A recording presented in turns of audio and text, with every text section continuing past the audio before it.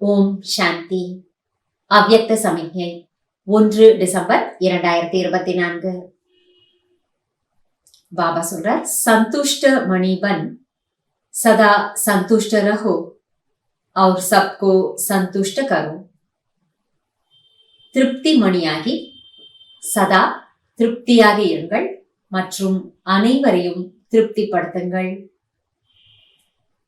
இந்த வருஷத்தினுடைய கடைசி மாதமான இந்த டிசம்பர் மாதத்துல பாபா நமக்கு அவ்யக்த சமிக்கையிலே சொல்லிக் கொடுக்கக்கூடிய விஷயம் என்னன்னா, தான் திருப்தி மணியாக இருந்து எல்லோரையும் திருப்திப்படுத்தணும், தானும் திருப்தியாக இருக்க வேண்டும், எல்லாரையும் திருப்திப்படுத்தணும்.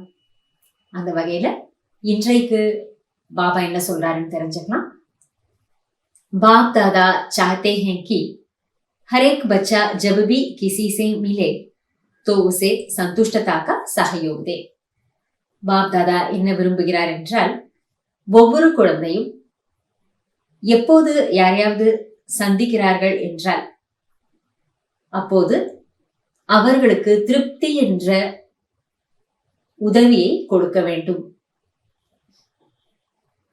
அதாவது அவர்களை திருப்தி செய்துவிட வேண்டும். स्वयं भी संतुष्ट रहे और दूसरों को भी संतुष्ट करे. தானும் திருப்தியாக இருக்க வேண்டும், மற்றவர்களையும் திருப்தி செய்ய வேண்டும். सदा यही स्ममान स्मृति में रहे कि मैं संतुष्ट मणि हूं, मुझे स्वयं सदा संतुष्ट रहना है और सबको संतुष्ट करना है. சதா இந்த ஒரு ஸ்வமானத்திலேயே நான் சந்துஷ்ட மணி ஆவேன் என்ற நம்முடைய சுய கௌரவத்திலேயே இருக்கணும் அப்படின்னு பாப்தாதா விரும்புகின்றார். இதை நாம ஞாபகத்துல வச்சுக்கணும். நான் சுயம் எப்பொழுதும் திருப்தியாக இருக்கின்றேன் மற்றும் மற்றவர்களையும் நான் திருப்தி செய்ய வேண்டும்.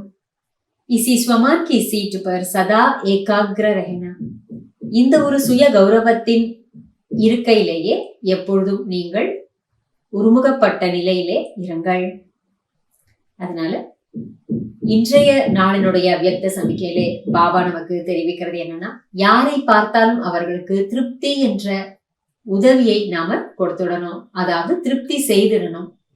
நாம திருப்தியாக இருக்கணும், மற்றவர்களை திருப்தி படுத்தணும். அப்ப அதற்கான ஸ்வமானம் நான் சந்துஷ்ட மணி ஆத்மா, திருப்தி மணி ஆத்மா. எந்தெந்த விஷயங்களில நான் அதிருப்தி அடைகிறேன் அப்படிங்கிறத, ஒருவேளை அதிருப்தி அடைந்தால் அல்லது என் மூலம் மற்றவர்கள் அதிருப்தி அடைகிறார்கள் என்றால் அது எந்த விஷயத்துக்கு அப்படிங்கிறதையும் நாம சோதிச்சு பார்த்து சரி செய்துப்போம். நன்றி பாபா. ஓம் சாந்தி.